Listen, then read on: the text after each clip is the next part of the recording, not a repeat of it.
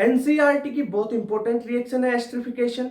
NEET में भी बहुत बार इससे पीवाईक्यू आ चुका है। तो कितने कॉन्सेप्ट हैं इसमें, सारी चीजें यहाँ पे बताई जाएगी नीट में जो आई हुई है और एनसीईआरटी में दी हुई है वो चीजें, ठीक है। एस्टरिफिकेशन जनरली मतलब क्या होता है? एस्टरिफिकेशन मतलब एस्टर का फॉर्मेशन।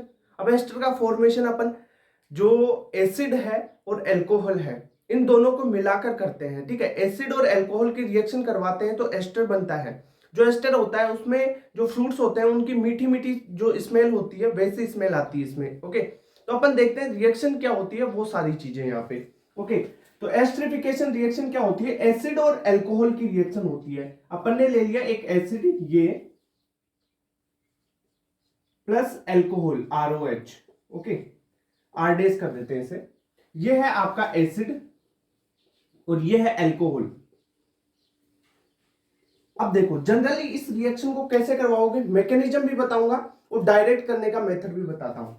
अब आप क्या करो, रिएक्शन को करवाना है, इनमें से वाटर निकाल दो और एस्टर बना दो। वाटर कैसे निकालोगे? यहां से OH निकाल दो और यहां से H निकाल दो, ठीक है।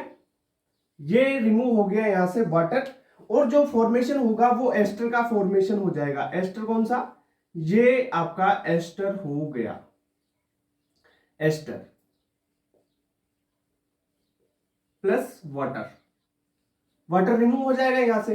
अब मेन बात सुनो, इस क्वेश्चन में क्या आता है कि आपको जो एसिड वाला पार्ट है ना, एसिड वाला पार्ट है, यहां से OH निकलता है, एसिड वाले पार्ट से OH निकलता है, और जो एल्कोहल है यहां से हाइड्रोजन निकलता है, H निकलता है। ये आपको ध्यान रखना पड़ेगा भाई। मैकेनिज्म में बिल्कुल क्लियर हो जाएगा कहां से OH निकलता है कहां से H निकलता है। पर आप मेरी मानो, आप इसको याद ही रख लो, जो एल्कोहल है ना उससे आपका H निकलेगा और जो OH है वो एसिड से निकलता है, ठीक है। इतनी बात क्लियर।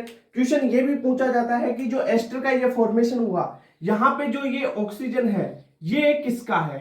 ये ऑक्सीजन किस स्पीसीज का है, कि ये एसिड का है कि एल्कोहल का है? तो ये जो ऑक्सीजन है ना ये है आपका एल्कोहल का, ओके। तो यहां पे अगर 18 लगा दिया जाए, एल्कोहल में ऑक्सीजन 18 लिया जाए तो यहां पे ऑक्सीजन 18 ही हो जाएगा, ओके। तो इस प्रकार आप देख सकते हो। अब देखो इसकी जो मैकेनिज्म है वो अपन देख लेते हैं कैसे क्या होता है। देखो आपके पास है acid RC double bond O bond OH, ये एसिड है। मीडियम में एसिडिक मीडियम रहेगा, ये H प्लस मीडियम में होती है रिएक्शन, एसिडिक मीडियम। यहां पे लिख लेते हैं पहले एसिडिक मीडियम, ओके। प्रीडीन वगैरह जो एसिल क्लोराइड है उनके साथ प्रीडीन भी अपन रख सकते हैं, ये चीजें हैं। अब देखो रिएक्शन कैसे होगी, H प्लस यहाँ पे लोन पेयर, तो ये इसके पास, तो यहाँ पर आपका फॉर्मेशन हो गया ये OH2, यहां से OH2, एक ऑक्सीजन पे 2 हाइड्रोजन है, तो ये क्या बन गया H2O। तो ठीक है, यहां से इसको रिमूव कर देते हैं तो आपके पास स्पीसीज बन जाएगी RC डबल बॉन्ड O, और ये प्लस आ गया यहाँ पे और ये H2O के रूप में बाहर निकल गया, ओके। इतनी बात क्लियर।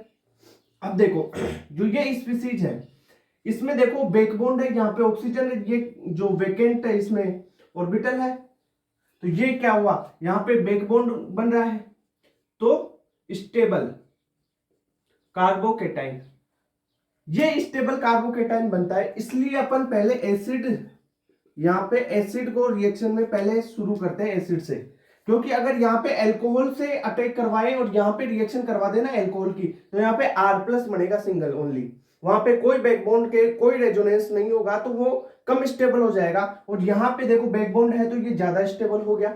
अब देखो अब क्या होगा इस रिएक्शन में, आपके पास क्या बचा हुआ है, एसिड तो अपन ने ले लिया, अब आपके पास है alcohol as in nucleophile, okay. Alcohol है, अब यहाँ पे आप एल्कोहल अटैक कराओ तो ये आपकी स्पीसीज बनी आगे। ये मैकेनिज्म है, याद रखना जरूरी नहीं है भाई, देख लो RC डबल बॉन्ड O, और यहां पे ये अटैक करेगा तो क्या बनाएगा R ऑक्सीजन, ठीक है, और ये बन जाएगा आपका R, ओके। तो ये बन गया क्या एस्टर, ये क्या बन गया, यहाँ पे एसिड मीडियम H प्लस रहेगा मीडियम में, तो ये एस्टर का फॉर्मेशन हो जाता है। तो इस प्रकार मैकेनिज्म देख लो एक बार, ये मैकेनिज्म है, याद नहीं करनी है मैकेनिज्म। मैकेनिज्म इसलिए बताया क्योंकि क्यों बताया? क्योंकि जो एसिड है ना इससे OH निकलता है और जो आपका एल्कोहल है यहां से H निकलता है। ओके, इतनी बात क्लियर? ऐसे भी याद रख सकते हो, यहां से एसिड से OH निकलेगा और यहां से H निकालना है। अब देखो एक इंपॉर्टेंट क्वेश्चन आया हुआ है, वो भी देख लेते हैं PYQ में। वो इनकी रिएक्टिविटी के ऊपर आया हुआ है कि जो एसिड दिया जाए तब जो एस्टरिफिकेशन की रिएक्टिविटी क्या होगी, या एल्कोहल दिया जाए तब रिएक्टिविटी क्या होगी।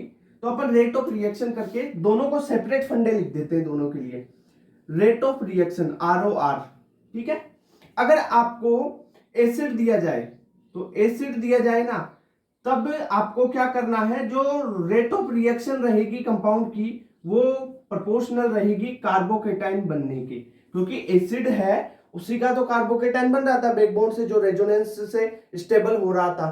तो ठीक है, तो कार्बोकेटाइन की स्टेबिलिटी अगर आपको एसिड देके पूछा जाए, अगर आपको एल्कोहल दिया जाए, एल्कोहल दे दिया जाए तो रेट ऑफ रिएक्शन होगी वो इनवर्सली प्रोपोर्शनल हो जाएगी स्टेरिक हिंड्रेंस। स्टेरिक हिंड्रेंस यानी जितने ज्यादा बल्की ग्रुप होंगे, जितने ज्यादा बल्की ग्रुप होंगे रेट ऑफ रिएक्शन उतनी ही कम हो जाएगी। यानी रेट ऑफ रिएक्शन किसके प्रोपोर्शनल हो जाएगी, 1 डिग्री, फिर 2 डिग्री और फिर 3 डिग्री। ओके, इतनी बात क्लियर है? तो ये नीट में PYQ भी आया हुआ है, इस पे बहुत इंपॉर्टेंट रिएक्शन है, पूरी कवर करो। ओके, एस्टरिफिकेशन में क्या बताया, एसिड और एल्कोहल मिलके एस्टर का फॉर्मेशन कर रहे हैं, एसिड से OH निकलेगा, एल्कोहल से H निकलेगा। ये बात इंपॉर्टेंट है, ध्यान रखना। ओके, रिएक्टिविटी ये बताई दी आपको। Thank you guys, thank you so much.